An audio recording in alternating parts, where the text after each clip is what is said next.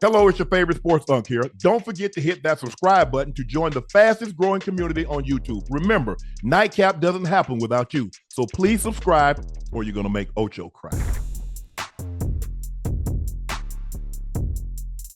Ocho, Russell Wilson is optimistic about potentially playing on Sunday for the first time during the 2024 season. There we go. Let's go, boy. I feel confident that I'll be ready to play and ready to play at a high level. I think we're being really smart, too, and trying to understand how it feels. It's my first week really back with the guys, and I feel really confident about that. Mike Tomlin said earlier in the week that there are multiple variables. He's weighed the decision throughout the week of practice, but the door is ajar, which means ajar, Ocho, which means slightly open. Right. Wilson to be active on Sunday.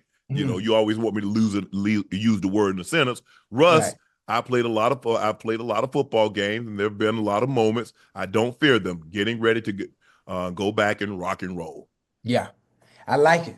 I like Russ getting the opportunity to play. I know Justin Fields has played somewhat good this year. They started 3-0. They lost the last two, but offensively, it's not like they've been this awesome juggernaut of an offense that's top 3 in the NFL, putting up outstanding, crazy numbers where a change at the quarterback position would really affect the Steelers.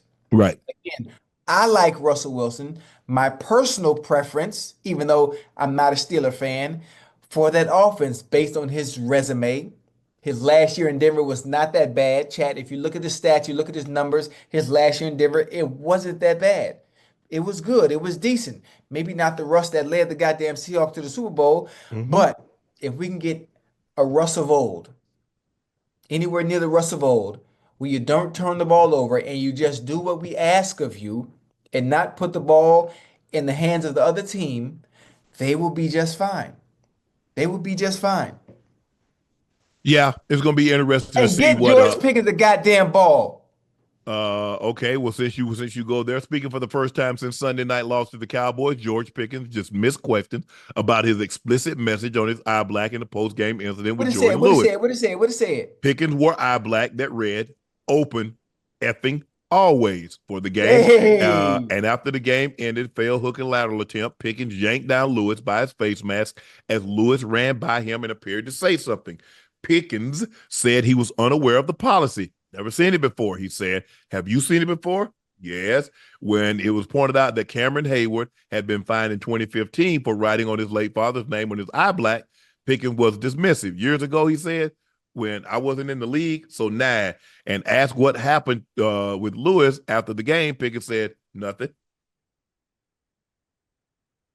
Hey, it wasn't nothing. A little big deal. You know, Lewis went by him, talking a little trash. Oh, he snatched him up real quick by the face mask. Sometimes people, they like to step on your toe because they know you really can't do nothing. So he ain't do nothing, too bad to him. Just, man, stop playing with me, man. But I didn't know that either. You heard that the eye black thing?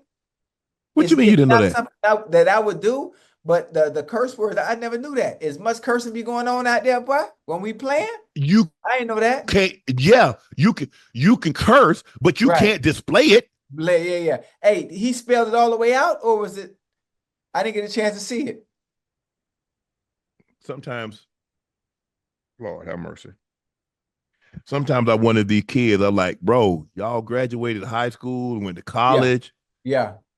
Bro, the NFL ain't letting you write nothing on no eye black. They don't let you write no thing, no nothing, hey, Ocho. Normally, you know what's funny?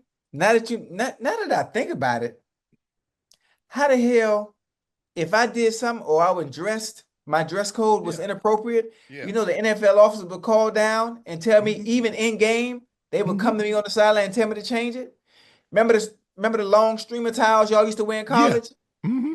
I would wear streamer towel, not the NFL issue towel. I had a long towel. I cut the towel in the bathroom. It got to be regulation. It got to be about this long. That NFL towel about that long. My towel came all the way down to my knee, Unc. Yeah.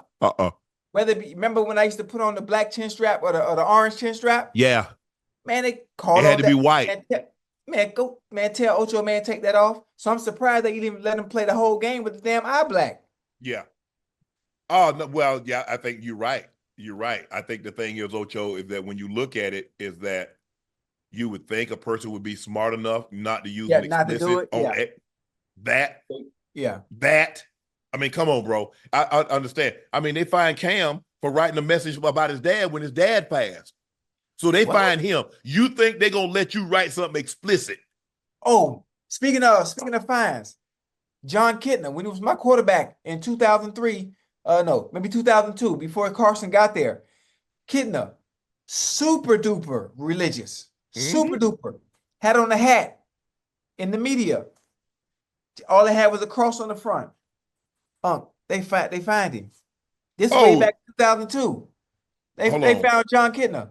Not when you do it. Hold on. First of all, any media, that's Yeah, an NFL event. It better be NFL approved. We're the one that got that done away with because at the Super Bowl we wore right, EAS products.